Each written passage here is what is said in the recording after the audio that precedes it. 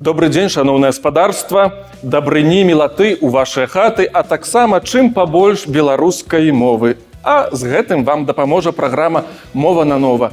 І сёння у нас у гасцях намеснік Святланы Ціхановскай і прадстаўнік пераходнага аб'яднанага кабінету Валер Кавалеўскі. Прывітанне, спадар Валер. Добрый дзень вам, дзякуй за запрашэнне. Спадар Валер, я вас ведаю як паслядоўна беларускамоўнага чалавека. Якое ж месца ў вашым жыцці займае беларуская мова? Ну, гэтая мова была ў маім жыцці з самого пачатку. Я нарадзіўся на Палесе, у Столінскім раёне, у вёсцы Беражное. Там, канешне, беларуская мова мае свае асаблівасці, але гэта беларуская мова. А вось вельмі цікава даведацца, якія ж асаблівасці там у вас на Століншчыне ёсць у беларускай мовы. Гэта оканне ўсё ж, гэта гаворкі з оканнем. Так? І выразнае дзеканне. Але выразнае дзеканне. Выразнае дзеканне. Так, у нас ёсць такі моцны ўплыў і украінскай мовы, ёсць і элементы польскай мовы, таксама гэта адчуваецца. Але ў цэлым гэта беларуская мова са сваімі асаблівасцямі.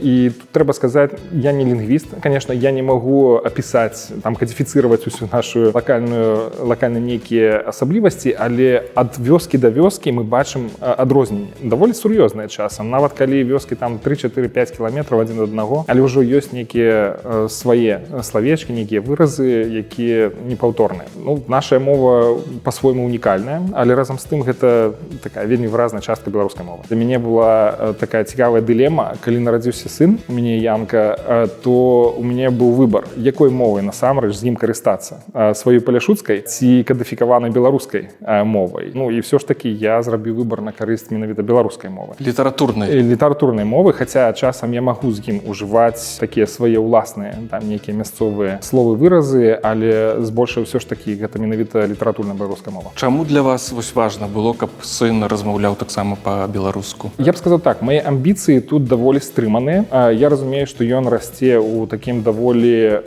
інтэрнацыянальным асяроддзі. Раней ён нарадзіўся ў Беларусі, Менску.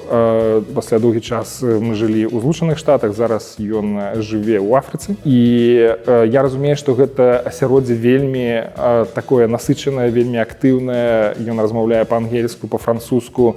Зараз яго навокал суахілі. А для мяне было задачай дамагчыся таго, каб ён успрымаў гэтую мову як сваю родную. Каб для яго не было ніякіх бар'ераў, не было ніякіх комплексаў наконт таго, чыя гэта мова. Гэта яго мова. І так ён ёй валодае не ў тым аб'ёме і не на тым узроўні, як мне хацелася б, магчыма, ці там казаць, што ён вольна валодае ёй, але ён яе вельмі лёгка ўспрымае, яна для яго не выклікае нейкіх такіх эмоцый, здзіўлення ці шоку.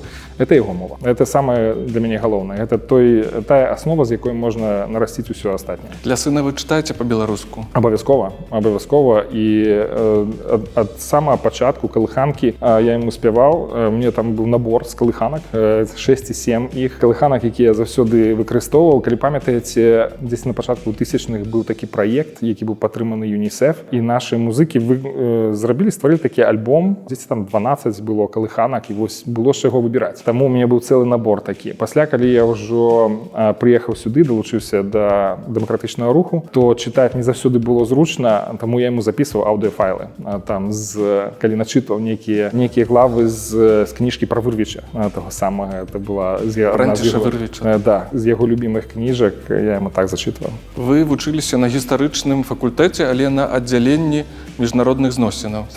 Так і было. А чаму вы выбралі такі кірунак сваёй дзейнасці? Чым вас гэта зацікавіла, чым натхніла? Ну, найперш гэта было пра міжнародныя адносіны, пра міжнародную палітыку, дыпламатыю. Яшчэ калі я быў, там, можа, гадоў 10-11, то мая маці мне прапанавала гэта як пэўны накірунак для майго развіцця там у будучым. І тады я гэта адрынуў. Просто для мяне это было абсолютна нейкая незразумелая канцэпцыя. Не цікава. Мне хацелася быць ваенным, магчыма, ваенным мараком. Это тое, што мяне туды цягнула ў той час. Але з часам я больш стаў распробаваць гэтую канцэпцыю. Я шмат чытаў, шмат цікавіўся менавіта замежнай літаратурай, шмат чытаў пра іншыя краіны, і гэта натуральным чынам выбудоўвала некую зацікаўленасць менавіта ў сусвеце, там, дзе мы жывем, як мы суадносімся ў іншых культурах. І калі ўжо Беларусь стала незалежнай у 91 годзе, гэта цалкам змяніла перспектыву на тое, кім я магу быць, чым мы можам быць, што такое Беларусь. Гэта пераасэнсаванне, яно тады толькі пачыналася, яно, я думаю, працягваецца і да гэтага часу. Але я раптам пабачыў абсалютна іншае акно магчымасцяў. Канешне, становіцца ваенным мараком тады Беларусь, якая не мае свайго флота, не мае выхаду да мора акіяна, становілася ўжо проста не бесперспектыўным, я бы так сказаў. Ці для гэтага трэба было мяняць грамадзянства, што для мяне было недапушчальна. Тады, у 92 годзе, было створана гэтае аддзяленне пры гістарычным факультэце. Я патрапіў на дзень адкрытых дзвярэй у Беларускім дзяржаўным універсітэце. І нейкім чынам я зачапіўся менавіта за тую групу, якая пайшла на гістфак, дзе нам расказвалі пра тое, што такое гэта аддзяленне, якія будуць прадметы, якія будуць мэты і прыярытэты ў гэтым навучанні. Таму як бы для мяне это стала імгненным нейкім трыгерам для таго, каб ісці менавіта гэтым шляхам. Для гэтага трэба, канешне, было вывучыць англійскую мову. У меня заставалася там літаральна 8 месяцаў, якую я абсолютно не ведаў. У вас у школе не выкладалася англійская? Яна выкладалася, але як у многіх вясковых школах гэта быў, скажем так, нават не другасны прадмет, а ён быў проста фармальнасцю. Але удалося знайсці выдатную выкладчыцу, рэпетытаршу, якая мне дапамагла. Яна жыла у Давідгарадку, Марыя Антонаўна, і якая здолела мяне вось гэты за вельмі кароткі тэрмін выбудаваць у мне эту англійскую мову на належным узроўні. У горадку жыла, так? Была, да. Так, і мне даводзілася туды ездзіць 3 разы на тыдзень, а гэта былі вельмі складаныя часы, калі часам нават не хадзілі аўтобусы, машын было вельмі мала, бо не было паліва, не было бензіну, это быў вельмі востры дэфіцыт. Некалькі разоў нават мне даводзілася хадзіць пеша, там вяртацца з Давідгарадка. Але такая была матывацыя высокая, так? Але это была матывацыя, это было вельмі цікава. Это мяне вельмі зачапіла, і ніхто мяне да гэта не падштурхоўваў, не пераконваў, што гэта той шлях, па якім ты павінен прайсці. Мне самому было гэта цікава. Ну і, канешне, былі курсы і ў самім БДУ, такія дыстанцыйныя, калі можна было пісаць нейкія кантрольныя працы. У меня былі рэпетытары па гісторыі і па Беларусі, і па сусветнай гісторыі. Таму это быў такі вельмі інтэнсіўны, вельмі прадуктыўны перыяд у маім жыцці, і часам нават мае сябры з імі вельмі добра сябравалі. Канешне, у той час яны часам падыходзілі да маёй хаты, там спрабавалі мяне выклікаць, там пайшлі, там што-небудзь зробім, там правядзем час разам. Вы вывучалі ангельскую мову ў той час, так? Так. Я тым часам быў заняты іншымі справамі, яны гэта не разумелі, там пасмейваліся. І зараз яны не ўзгадваюць тыя часы і самыя сябе пасмейваюцца, кшталту вось паглядзі. Тады, калі трэба было там паднаціснуць, то было вось так, і давай паглядзім, хто дзе зараз знаходзіцца, в якім месцы. А вы маеце зносіны кантакты са сваімі землякамі? Так, конечно, абавязкова. І я магу сказаць, што нават калі яшчэ до 20-го года і пасля 20-го года, калі я прыязджаў, то заўсёды адчуваў такую цеплыню, якую я больш нідзе, можа, не сустракаў. То бок ты адчуваеш, што это твоя сям'я. Тое месца, дзе цябе не проста разумеюць, ведаюць ад самых тваіх першых дзён, разумеюць і шануюць такім, які ты ёсць, са сваімі, можа, хібамі, недахопамі, асаблівасцямі, але яны заўсёды радыя проста. І ты, калі прыязджаеш, то можна сабраць кола сваіх сяброў, знаёмых проста імгненна. І я это вельмі ценю. Я са свайго боку скажу, што для мяне Палессе з усіх рэгіёнаў Беларусі таксама асаблівае месца, бо здалося мне самым гасцінным, самым душэўным, самым цёплым. І я ўвесь час паўтараю, я, напэўна, ўжо 100 разоў расказваў гэту гісторыю, калі ў нас на Палессе запыталі, першае пытанне было «Добрый дзень», а другое гэта не было «Звідкі?», ну, чи адкуль вы там, бо мы былі акурат пад Пінскам, і там з такім больш украінскім уплывам гаварылі. Там было «Чи ви їли?». Перше питання для абсолютно незнаёмых людей. А це мяне настолькі ўразіла, што дагэтуль я не магу забыцца пра гэта. А на Століншчыне ў мяне была яшчэ іншая гісторыя, калі мы зайшлі ў хату да жыхароў, уже не памятаю, якой вёсцы. І хата сціпленькая, там стаяць чугуны нейкія, гэтыя, там нейкія прылады, прычындаллі. Я уздымаю вочы, а там пагоня вісіць. І я не ведаю, чаму яна там вісела, ці гэта выпадковасць нейкая была, ці гэта свядома гаспадары хаты павесілі пагоню як нацыянальны герб Беларусі. Не ведаю, але дагэтуль засталіся такія ўспаміны. Я ўжо не высвятляў гэтыя абставіны. Вы вучыліся, ваше студэнцтва прыпала на гады нацыянальнага ўздыму, абуджэння.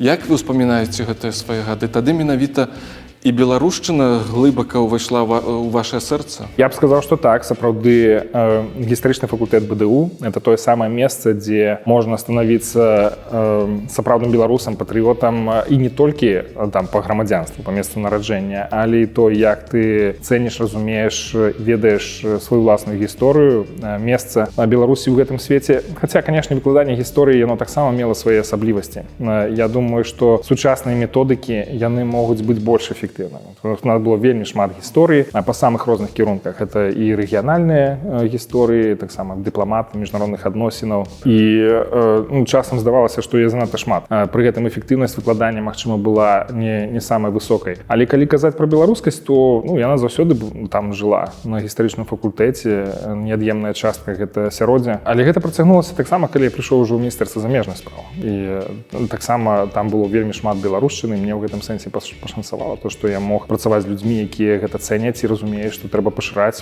прастору беларускасці, нават на такім на ўзроўні дзяржаўнага кіравання. Але калі вяртацца ў БДУ, то, канешне, гэта былі такія досыць драматычныя часы. З 93-го года я пачаў вучыцца. У 94-м годзе было абранне, першыя прэзідэнцкія выбары, абранне Лукашэнкі. І гіствак, як такі арганізм адрэагаваў на гэта, як на чужароднае цела. Было відавочна, што гэта не той чалавек, які цэніць і шануе і паважае беларускасць. Ужо ў 95-м годзе была змененая сімволіка, што таксама было вельмі траўматычна для гэтага арганізма гістарычнага факультэта. Былі рэакцыі даволі моцныя на гэта. Але тым не менш, беларускасць яшчэ тады, калі я навучаўся, яна заставалася, яна была досыць моцнай. На гістфаку, БДУ ў цэлым.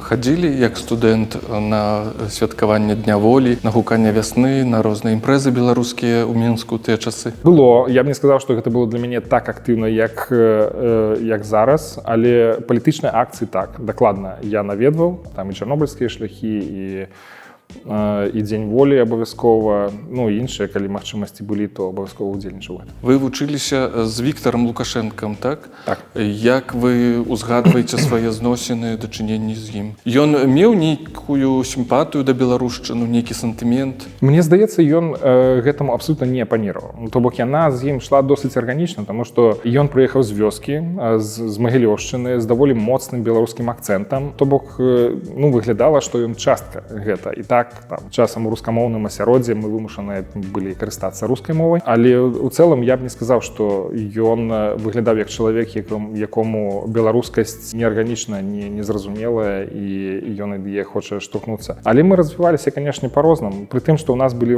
аднолькавыя пазіцыі, бо мы абодва прыехалі з вёскі, і мы адзін на аднаго глядзелі з пэўнай ступенню прыязнасці, таму што мы прыехалі ў новае асяроддзе для сябе, якое для нас можа быць складаным, якое можа быць пэўным выклікам у плане сацыяльных нейкіх навыкаў, у плане той самай мовы рускай. Хаця мне здаецца, што моя руская мова ў той час была значна лепшая, і ў сэнсе вымаўлення і так далей. Але самае галоўнае адрозненне было тое, што ад пачатку я пайшоў жыць у інтэрнаце, і гэта была такая вельмі актыўнае асяроддзе, дзе мне трэба было камунікаваць з рознымі людзьмі, адаптавацца, быць самастойным, быць аўтаномным. А Віктар, ён пайшоў жыць з бацькам спачатку ў гатэлі, пасля ўжо пераезд у рэзідэнцыю пасля абрання. Мне здаецца, што ён быў пазбаўлены магчымасці быць часткай больш шырокага соцыуму са сваімі асаблівасцямі, выклікамі, з неабходнасцю быць аўтаномным. Это тое, чаго ў яго не было ў жыцці. А ён змяніўся пасля таго, як бацька стаў прэзідэнтам ці не? Я б не сказаў, што ён сам змяніўся, змяніліся людзі навокал яго. А стаўленне іншых да яго змянілася?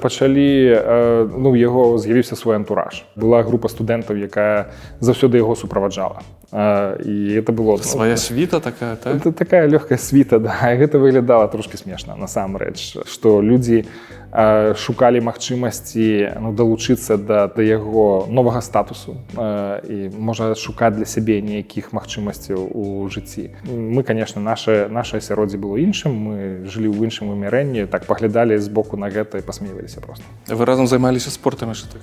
Быў кароткі перыяд, калі мы займаліся спортам, але гэта было яшчэ да абрання Лукашэнкі прэзідэнтам. Пазней ўжо яго не было часу на спорт, напэўна.